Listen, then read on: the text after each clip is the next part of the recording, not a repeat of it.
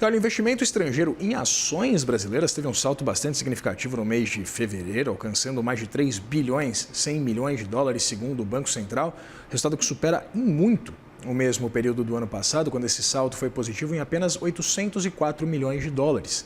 Na renda fixa, o interesse dos estrangeiros também cresceu, com a entrada líquida de mais de 2 bilhões e meio de dólares. Por outro lado, os fundos de investimento registraram saída de capital no mês passado. Para a gente entender esse cenário, do que o gringo está de olho aqui no Brasil, a gente conversa agora com Enrico Cozzolino, CEO e estrategista da Zermatt Partners. Enrico, seja muito bem-vindo, é um prazer ter você aqui. Prazer é meu, Vitor. Boa tarde a todos. Enrico, eu queria começar perguntando exatamente o motivo desse salto. A gente tem um cenário ainda de juro bastante elevado, um cenário de muita incerteza desde o início do governo de Donald Trump. A gente viu os mercados emergentes se beneficiando, inclusive, da desvalorização do dólar. Eu queria entender se essa leitura ela faz sentido, mas queria entender exatamente essa discrepância de um ano para o outro, dado esse cenário também de, apesar de haver um interesse na renda fixa, aparentemente a preferência pelo mercado acionário do nosso país. Excelente pergunta, Vitor. A gente tinha um cenário ainda bastante descontado, como a gente chama, na renda variável. Fim do ano passado, início desse ano, Ibovespa 160 mil pontos. E da máxima de fevereiro, é verdade, a gente, assim como todas as outras praças acionárias, caímos. Mas o investidor estrangeiro ainda se mostra atuante e sólido no mercado nacional. Essa queda entre máxima de fevereiro e o ponto atual de março, a gente está falando de uma queda de 3,5% para a Ibovespa, ou seja, esse fluxo gringo, ele ficou no Ibovespa. A gente não tem mais aquela bolsa tão descontada, 160 mil pontos, ainda sim temos ativos baratos, e eu acho que esse interesse do gringo pelo Brasil tem dois fatores importantes aqui para destacar. Um juro elevado, um juro real elevado comparado a economias emergentes e a países desenvolvidos, então esse fluxo para o Brasil se mostra historicamente recorrente quando essa diferença acontece e temos fatores ali de fundamentos ainda sólido e a tensão geopolítica. Então esse fluxo de capital que também não é de hoje, tem outras tensões geopolíticas, mostram relativamente o Brasil como esse porto seguro, capitaneando e mantendo, mesmo num cenário tão volátil quanto esse mês de março, o fluxo gringo, essa saída de curto prazo que a gente observa em alguns meses ou em alguns dias, para quem olha o dado minuto a minuto, é normal, é compreensível. A gente tem uma queda de apenas 3% da máxima de fevereiro, que é bastante positivo para a Ibovespa no fim das contas. Zé, Henrico, pensando num cenário um pouco mais premente, mais presente, não nessas movimentações diárias como você traz, eu queria entender, comenta-se muito que o nosso índice Bovespa ele é muito concentrado, tanto em commodities quanto no setor financeiro. E eu queria entender exatamente que papéis são esses que o investidor estrangeiro olha, qual é o interesse do investidor estrangeiro no nosso mercado? Seriam empresas sólidas, seriam negócios que têm um viés, uma tese por trás, um viés exatamente de crescimento? Eu queria entender exatamente esse ponto mais qualitativo do interesse.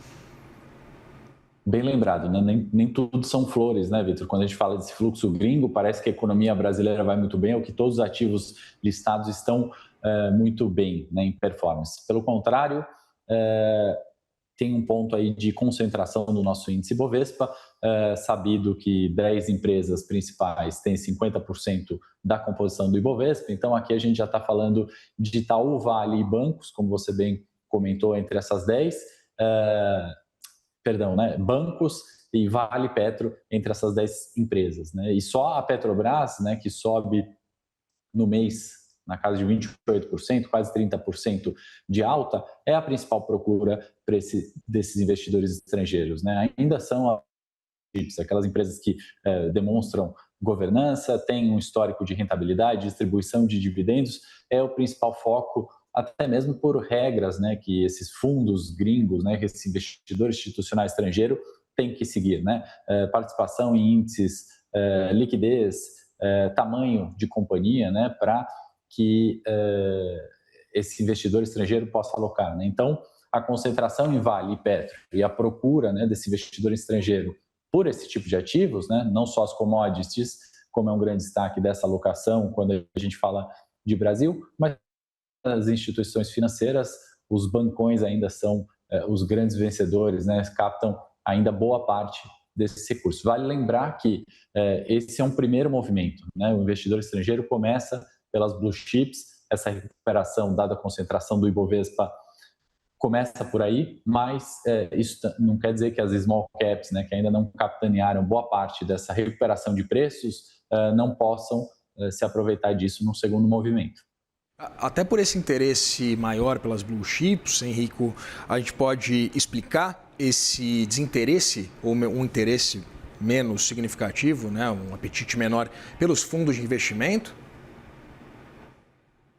Acho que sim, né, Vitor? A gente falou aqui de alguns pontos, entre aspas, né, positivos da alta taxa de juros, do diferencial de juros, né, e o carrego desse capital gringo para o Brasil, né? Mas a longo prazo a gente sabe que um efeito negativo, né, em alongamento de dívida, em rentabilidade das small caps principalmente, né, isso é prejudicial para o longo prazo, né? Não é para menos que a gente vê um cenário de recuperação judicial aumentando, né, ou essa versão, como você comentou, de nova exposição, né, a risco, né?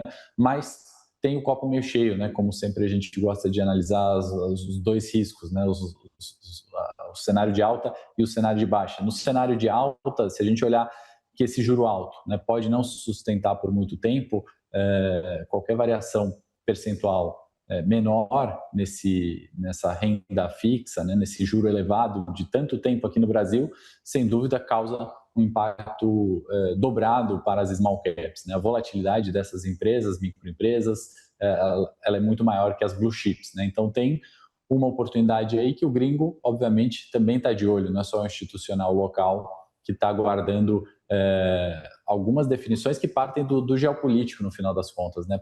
Partem dessa incerteza com as questões de guerra Estados Unidos e Irã. Conversei com o Henrico Cozzolino, CEO estrategista de investimentos da Zermatt Partners. Henrico, muito obrigado pela disponibilidade de conversar com a gente. Eu que agradeço, Vitor. Boa tarde. Boa tarde, abração.